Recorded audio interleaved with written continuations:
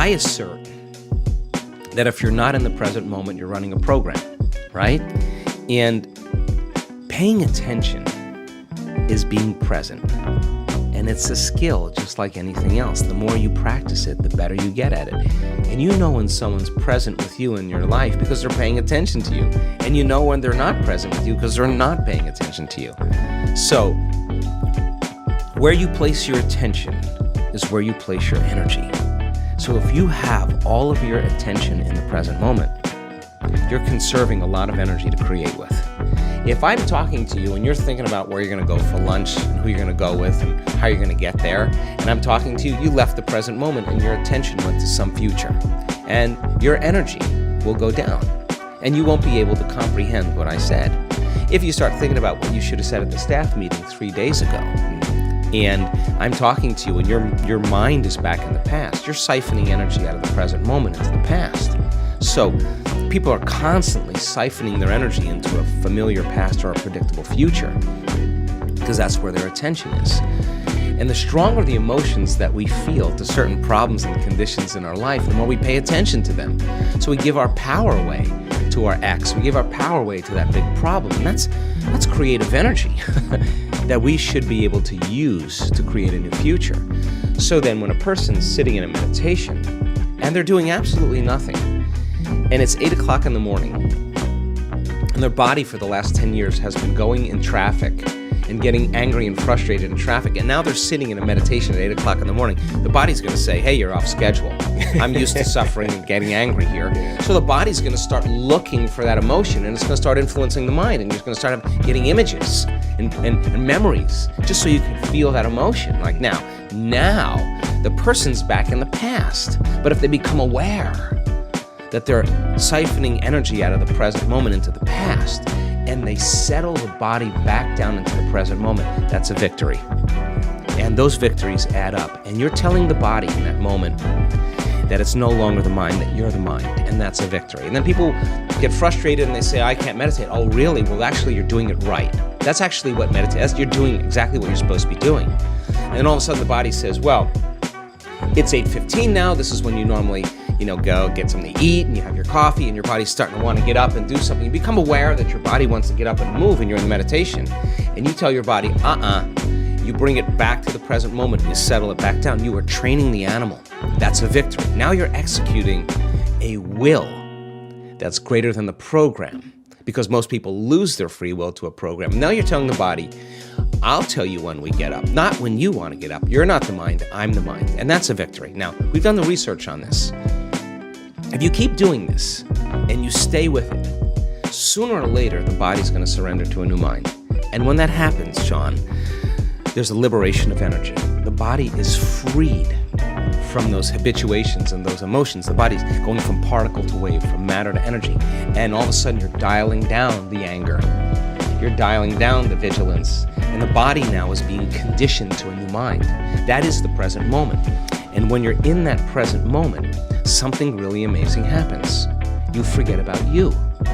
All of a sudden, you're not your face, you're not your culture, you're not your marital status, you're not your diet, you're not your past. You're basically just an awareness. You're in the unknown. And that is the perfect place to create from. So it turns out that when people do this properly, they heal themselves of anxiety. Why? Because they're no longer obsessing about some future. When they find the present moment, they heal from their depression because they're not a bit hopeless and powerless in their past. The body's conditioned now.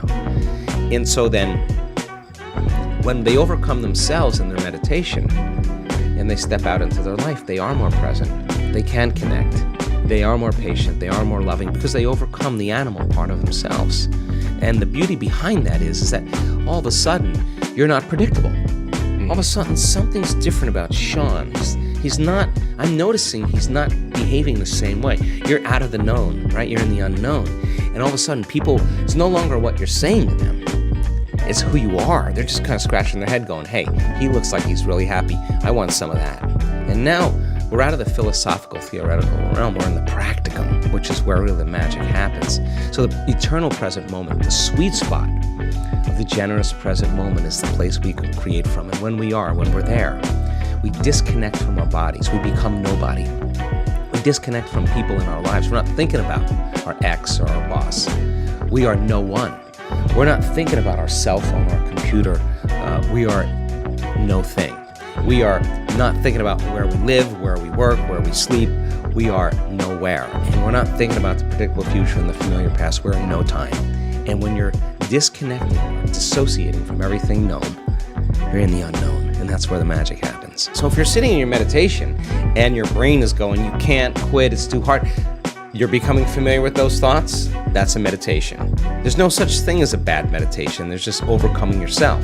You're sitting there and your body wants to get up and do things and check your email and check your texts, and you become aware that it's doing that. You become familiar with that. You're in a meditation. If you're realizing that you're angry and frustrated and resentful and all you're doing is sitting there, that's in there. Now you're becoming familiar with that old self. That's a good thing. And if you start saying, what thoughts do I want to fire and wire in my brain, and you keep firing and wiring them, you're going to become familiar with those. You start reviewing who you're going to be when you open your eyes, and you keep reviewing it, reviewing it. You keep firing and wiring, it's going to become familiar to you. And if you trade resentment and impatience for gratitude and freedom and joy, and you start making those chemicals in your meditation every single day, I swear to you, you'll get familiar with that. So the process of change is unlearning and relearning. It is breaking the habit of the old self and reinventing a new self. And we use meditation as a way to change our brain and body to be different, be greater than the environment, be greater than our emotions and habits, and be greater than the predictable future and the familiar past. So meditation is a way then to get us in the right state of mind and body. So when we present ourselves to the world, we're a better expression of it. And then practicing staying aware your entire day so that you can actually master something about yourself. Now what's the side effect of that? You're more in love with you because you overcame you. And as you overcome and you keep overcoming, you're going to become somebody else.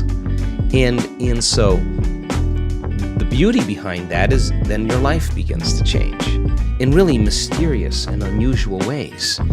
And people say, oh my God, I was so happy I forgot about my back pain or my neck pain, or I forgot about my food allergies or whatever people are dealing with. Something biologically shifts in them and they're freer. They're more whole. They're less separate. They feel more pleased and satisfied with themselves, and they really don't care what people think of them. And they really stop judging other people because they're not judging themselves any longer.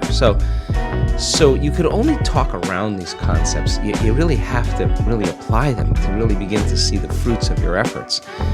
But common people around the world are doing the uncommon because of it. You'd have to step out of the classical physics of the Newtonian world, where we live in this realm of three-dimensional reality, and we experience with our senses, and everything has height and depth and width, and we narrow our focus on the material world, and we navigate in this way.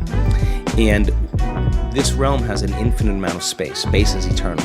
And we experience time as we move through space. So we move from one point of awareness, I'm here, the door's over there, that's another point of awareness. And as I move my body from one point of consciousness to another point of consciousness, as I move through space, I experience time. So if we're going to create matter to matter, three-dimensional reality, and we're going to get things done, it's just going to take time for us to get the new house, the new car, because we got to work and save our money and do all that stuff. Well, that's playing by the rules of Newtonian physics and three-dimensional reality. When you play by the rules of the quantum, in the quantum, there's an infinite amount of time. Now, time is eternal. Now, imagine if you had an infinite amount of time. How many things could you get done? Infinite number of things equal to your thoughts, right? That's the quantum. So the quantum is time is eternal, and there's all possibilities exist in the present moment in the quantum. So in three-dimensional reality, Newtonian physics, it's about the predictable. The quantum is immaterial. Nothing's local yet in space and time. All possibilities exist as frequency, as energy, as vibration, as information, as consciousness in the realm of thought. So in the quantum, anything is possible. And it's no different than looking in a dressing room where there's mirrors this way and mirrors this way, and you see an infinite number of views. There's an infinite number of possible realities where one small thing is changed. Just one small thing. You shaved with your left hand. today, that now you're in a different reality. You did your meditation, you connected, you come back, you just moved out of that dressing room, and now you're in a dressing room that looks just like that, but something's different. Your wife still looks the same, everybody looks the same, but all of a sudden, here's that phone call, here's that email, here's that opportunity. Now I'm in a whole new dimension, right? So in that quantum realm then, because it's non-local, we have to actually create not with our bodies. We have to dissociate from our bodies. We can't enter the quantum field as a somebody. We have to enter as a nobody. So teaching people how to pass through the eye of the needle is that moment they become nobody, no one, no thing, nowhere, no time. That's the moment they're pure consciousness. Now, teaching people how to create from the field instead of from matter has taken me many, many years. But now people that are doing it are seeing those kind of instantaneous changes taking place, because when they begin to change their energy, and all potentials in the quantum field exist as electromagnetic potentials, and thoughts are the electrical charge and feelings are the magnetic charge, and how you think and how you feel is broadcasting information on a daily basis. So when a person changes their thoughts and feelings and they're creating from the field, when there's a vibrational match between their energy and that potential in the quantum field, and they're creating connected to the source, and that source energy is actually connecting everything material, they no longer have to go anywhere and get it. In fact, now, they're actually going to collapse time and space, or the experience is going to be drawn to them. Now they're the magnet. That's when they start drawing experiences to them. Now they're not going anywhere to get them. Now they're coming to them. That's when it gets fun.